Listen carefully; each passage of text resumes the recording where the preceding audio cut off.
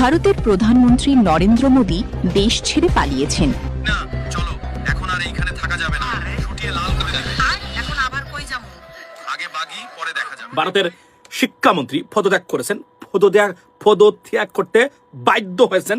আসসালামু আলাইকুম ভিউয়ার্স, দেশ ও দেশের বাহিনী থেকে যারা আমার ভিডিওটি প্লে করেছেন জানাচ্ছি আন্তরিক শুভেচ্ছা ও অভিনন্দন। আশা করি সবাই ভালো আছেন, সুস্থ আছেন, আলহামদুলিল্লাহ। তো ভিউয়ার্স, ভারতেও এই মুহূর্তে জুলাই আন্দোলনে ব্যাপক ও তোলপাড় অবস্থা। নরেন্দ্র মোদী যেখানেই যাচ্ছেন, সংসদে গেলেও সেখানে তার সংসদ ঘেরাও হচ্ছে, বাসভবনে গেলেও তার বাসভবন ঘেরাও করে রাখছে রাহুল গান্ধী সহ ককরোচ জনতা পার্টি। দর্শক, এই মুহূর্তে গোপন সূত্রে জানা যাচ্ছে যে নরেন্দ্র মোদীর বাসভবনে হেলিকপ্টারের আনাগোনা ব্যাপক বেড়ে গিয়েছে। যে কোনো সময় তুমি ভারত ছেড়ে অন্য কোনো দেশে পাড়ি জমাতে পারেন। তবে এখানে প্রশ্ন একটি, তিনি বিপদগ্রস্ত ফ্যাসিস্ট শেখ হাসিনাকে সঙ্গে নিয়েই ভারত ছাড়বেন, নাকি তাকে বিপদের মুখে আবারও ঠেলে দিয়ে নরেন্দ্র মোদী বিশ্বাসঘাতকতা করবেন? দর্শক, এই মুহূর্তে আমরা বিস্তারিত আপডেট জানবো যে হেলিকপ্টার রেডি অবস্থায় কখন নরেন্দ্র মোদী আন্দোলনের চাপে ভারত থেকে পালাতে পারে, এই সম্পর্কে আরও জানবো রিপোর্টার। সব ভিডিওতে যাওয়ার আগে ছোট রিকোয়েস্ট করবো, যারা চ্যানেলটি সাবস্ক্রাইব করেননি সকল আপডেট সবার আগে জানতে অবশ্যই চ্যানেলটি সাবস্ক্রাইব করে পাশে রাখবেন। দর্শক, আসুন স্ক্রিনে।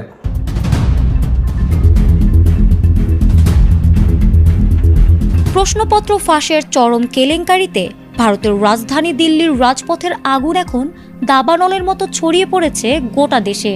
লাখ লাখ শিক্ষার্থীর স্বপ্ন ও ভবিষ্যৎ নিয়ে ছিনিমিনি খেলার প্রতিবাদে জম্মু কাশ্মীর থেকে কেরালা আজ ক্ষোভে উত্তাল পুরো ভারত।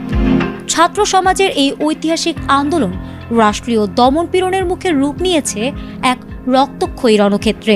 দেশজুড়ে চলমান এই ভয়াবহ অস্থিতিশীলতায় নিজের ক্ষমতার মসনদ নড়ে ওঠার আশঙ্কায় চরম দুশ্চিন্তায় পড়েছেন প্রধানমন্ত্রী নরেন্দ্র মোদী। আর এই চরম উত্তেজনার মাঝেই মোদী সরকারকে লক্ষ্য করে 24 ঘন্টার চূড়ান্ত আলটিমেটাম ছুড়ে দিয়েছে আন্দোলনকারীরা। পরিস্থিতি বেগতিক দেখে ও তরুণ প্রজন্মকে শান্ত করতে খোদ প্রধানমন্ত্রী মাঝরাতে পরপর দ্বিতীয়বারের মতো ভিডিও বার্তা দিয়েছেন।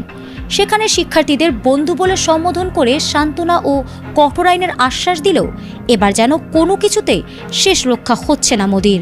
এসব মিষ্টি কথায় আর ভুলছে না ভারতের ছাত্র সমাজ।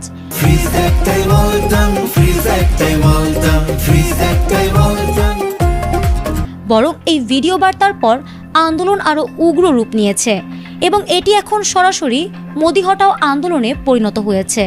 সেই সাথে সরকারের এই অনড় অবস্থানের মুখে আন্দোলনকারীরা হুঁশিয়ারি দিয়েছে, দাবি আদায় না হলে পুরো দেশ অচল করে দেওয়া হবে। না চলো, এখন আর এইখানে থাকা যাবে না, ছুটিয়ে লাল করে দেবে। এখন আবার কই যাবো? আগে বাগি, পরে দেখা যাবে। ভারতের শিক্ষামন্ত্রী পদত্যাগ করেছেন, পদত্যাগ করতে বাধ্য হয়েছেন, বাধ্য করা হয়েছে। বড় বড় বক্তব্য দিছিল, পদত্যাগ করবো না, এই সেই নানান বক্তব্য দিয়ে আপনার ঘুরে বেরিয়েছিল সরকার পর্যন্ত। বাংলাদেশ, শ্রীলঙ্কা, নেপাল থেকে শিক্ষা সম্ভবত নিয়েছেন নরেন্দ্র মোদী গভর্নমেন্ট। কনসিকুয়েন্টলি হয়তো আপাতত দৃষ্টিতে পরিস্থিতি আরো জটিল হয় নাই, কিন্তু নরেন্দ্র মোদী গভর্নমেন্ট, বিজেপি সরকার বা বর্তমান এন্টায়ার যে mechanism of Narendra Modi completely collapsed. সারা পৃথিবীতে নরেন্দ্র মোদী গভর্নমেন্ট ভারতের ইতিহাসে অন্যতম দুর্বল সরকার হিসাবে এই মুহূর্তে বিবেচিত হচ্ছে সারা পৃথিবীর কাছে।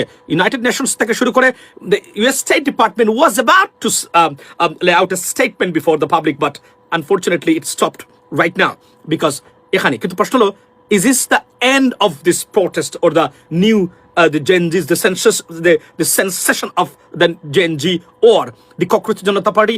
No, this is the beginning of a new in India, ladies and gentlemen. This is the beginning of a new revolution against this the fundamental, corrupted, among the most hated political party of the government in the history of India, ladies and gentlemen. So it has begun. Now, it could take some time, but trust me, the cracking sound of falling of Narendra Modi government has started, and wait for the ultimate result. You have to wait for some times, but এখানে শেষ নয়। So Narendra Modi গভর্নমেন্টের যে প্রতিবাদ, সেটা শিক্ষামন্ত্রী যেখানে দাম্ভিকতা সুরে বলেছিল পদত্যাগ করবো না, এরা কারা? এরা ইসলামিস্ট, এরা মুসলিম, এরা সন্ত্রাসী, এরা অ্যান্টি ন্যাশনালিস্ট, এটা বলা হয়েছে। এই রেভলিউশনের মাধ্যমে একটা জিনিস প্রমাণ হয়েছে, আপনি যত বড় শক্তিশালী হন না কেন, যখন পাবলিক আপনার বিপক্ষে দাঁড়িয়ে যাবে, আপনি কেউ না। এবং সেটা সুস্পষ্টভাবে প্রমাণ হয়েছে কোন জায়গা থেকে? সবচেয়ে বড় মানে প্রাইম এক্সাম্পল ও ডাজলিং এক্সাম্পল হলো Bangladesh. Why I say Bangladesh even better than India? Let me explain Y.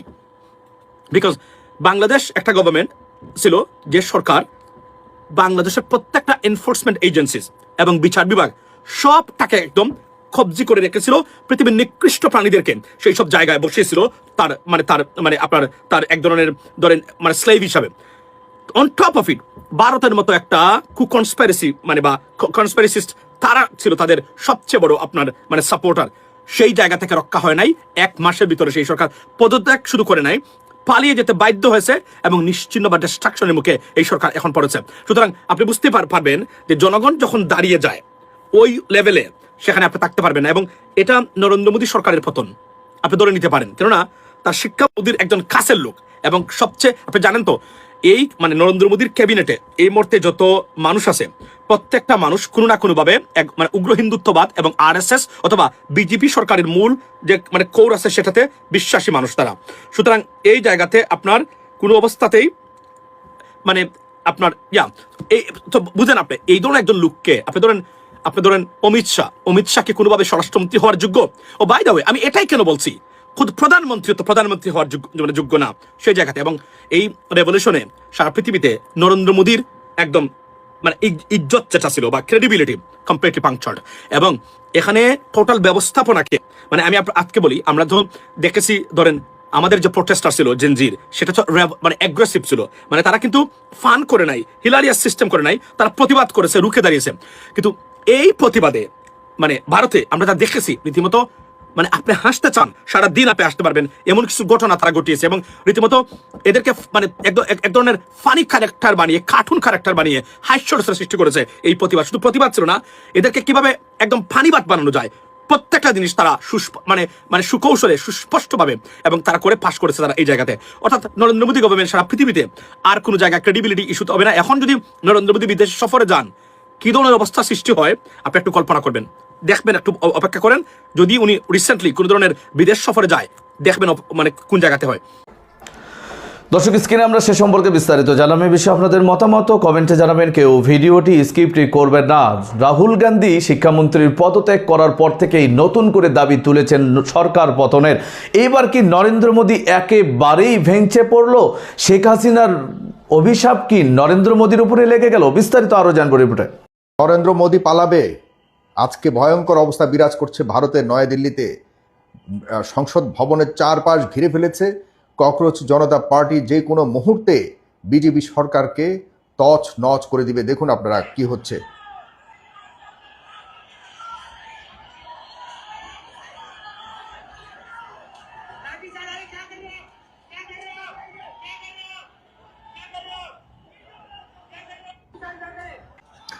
মোটামুটি চতুর্দিকে যে ব্যারিকেড ছিল সেই ব্যারিকেড ভেঙে সংসদ ভবনের চারপাশ ঘিরে এবং সংসদে যারা আশপাশে ছিল তারা সব এ অঞ্চল ছেড়ে চলে গেছে। অভিজিৎ দীপকে, যিনি ককরোচ জনতা পার্টির এই শুরুটা করেছিল, একজন প্রবাসে থাকা ভারতীয়, যিনি বর্তমান সরকারের শিক্ষামন্ত্রী ধর্মেন্দ্র সাহেবকে এবং সেখানকে নিট পরীক্ষার প্রশ্নপত্র ফাঁসের জন্য যে দায় দেওয়া হয়েছে সরকারকে, সেটির দায় নিতে হবে। এবং যারা যারা গত কয়েক আন্দোলনে যারা আহত হয়েছে এদের সবাইকে কোটি কোটি টাকা দাবি করে এখনও পর্যন্ত আন্দোলন চালিয়ে যাচ্ছে। এবং এই আন্দোলন যে কোনো মুহূর্তে নরেন্দ্র মোদীর বিরুদ্ধে সরকার প্রধান হিসেবে নরেন্দ্র মোদীর পতনের এক দফা দাবিতে আন্দোলনে পরিণত হতে পারে। গতকালকে আমরা ইতিমধ্যে শুনেছি যে এই ধরনের একটি ঘোষণা দেয়া হয়েছে। যদিও আজকে 3টি যে প্রধান দাবি এবং শর্ত হিসেবে তারা সরকারের কাছে তুলে ধরেছেন, এখানে নরেন্দ্র মোদীর পতনের ব্যাপারে কোনো ধরনের কথা ছিল না।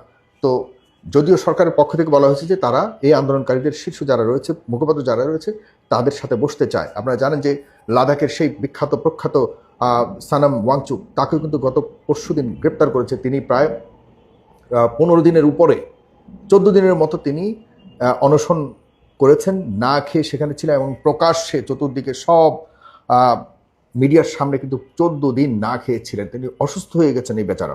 তাকে শেষ পর্যন্ত এই নরেন্দ্র মোদী সরকারের পেটুয়া বাহিনী তাকে সেখান থেকে তুলে নিয়ে হসপিটালে ভর্তি করেছে। এবং সেই হসপিটাল কোন হসপিটালে ভর্তি করেছে সেটি পর্যন্ত নরেন্দ্র মোদী সরকার বলছে না। সম্পূর্ণ স্বৈরাচারী কায়দায় যেভাবে আমরা শেখ হাসিনার ফাঁদে পড়েছিলাম, ঠিক একই ফাঁদে নরেন্দ্র মোদী পড়েছে। আরে কারো ঘর ভাঙতে আসলে অবৈধভাবে, অনৈতিকভাবে কারো ঘর যদি আপনি ভাঙেন, কারো সুখের সংসার যদি আপনি ভাঙেন, তাহলে সেই একই কারণে একইভাবে আপনারও সেই পতন আপনার উপরেও আসতে পারে। যা আপনার চারপাশ দিয়ে যায় তা একদিন না একদিন আপনার কাছেও আসতে পারে। এই ভারত, আশপাশের যতগুলি দেশ। দর্শক, স্ক্রিনে আমরা সে সম্পর্কে বিস্তারিত জানলাম। সো ভিডিও পর্যন্ত ভালো লাগলে লাইক অ্যান্ড কমেন্ট করবেন। দেশের সকল আপডেট সবার আগে জানতে অবশ্যই চ্যানেলটি সাবস্ক্রাইব করে পাশে রাখবেন। দেখা হবে পরবর্তী ভিডিওতে ইনশাআল্লাহ। আসসালামু আলাইকুম ওয়া রাহমাতুল্লাহ।